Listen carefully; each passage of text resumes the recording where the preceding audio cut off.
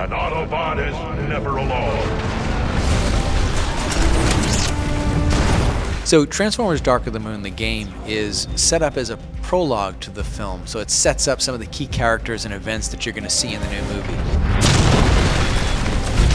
Ironhide, we've only one city block left to evacuate. For us, it was important to focus on the robot side of the story. I mean, as a Transformers fan, that's where we come from. I want to know more about the robots, want to know more about those wars, so that's where we focused our game. We'll get to see some of the fan favorites like Bumblebee, Optimus Prime, Ironhide, Megatron, all those guys. We also get to set up some of the new characters that you're going to get to see for the first time in the movie. It's great because you get a chance to play as these characters as well as see them in the game.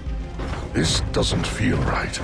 Where are those cons? There are just as many fans of Autobots as there are Decepticons, so this was an opportunity for us to tell the story from both sides, but much like a movie, we're telling a linear story that builds up to the events that are going to happen in the film. When it becomes appropriate, you might switch to another character. You're going to switch to the Decepticon side and get to experience some of their struggles and their goals.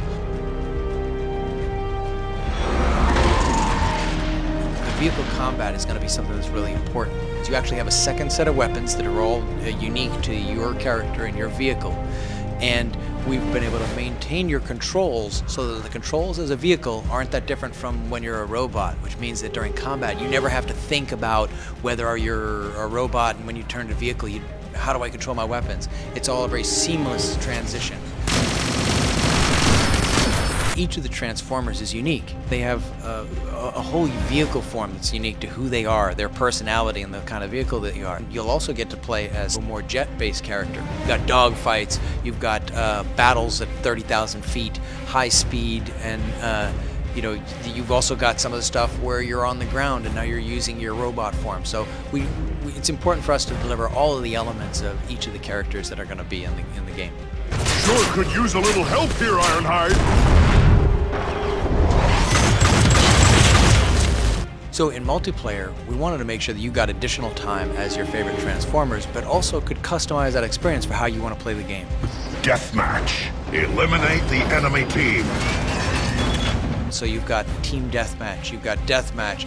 We also included something called Conquest, which is more of an objective-based King of the Hill type game. And the choices that you make, the characters that you're going to be, are going to change the whole style of the play of that match. We don't have co-op mode in this. We wanted to create levels that were built around each individual Transformer and what made them special. And the more characters that you include, the more generalized we have to make the experience.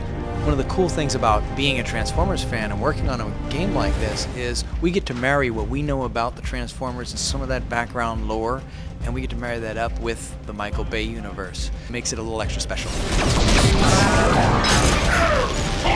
Transformers Dark of the Moon will be on shelves June 14th for PlayStation 3 and Xbox 360.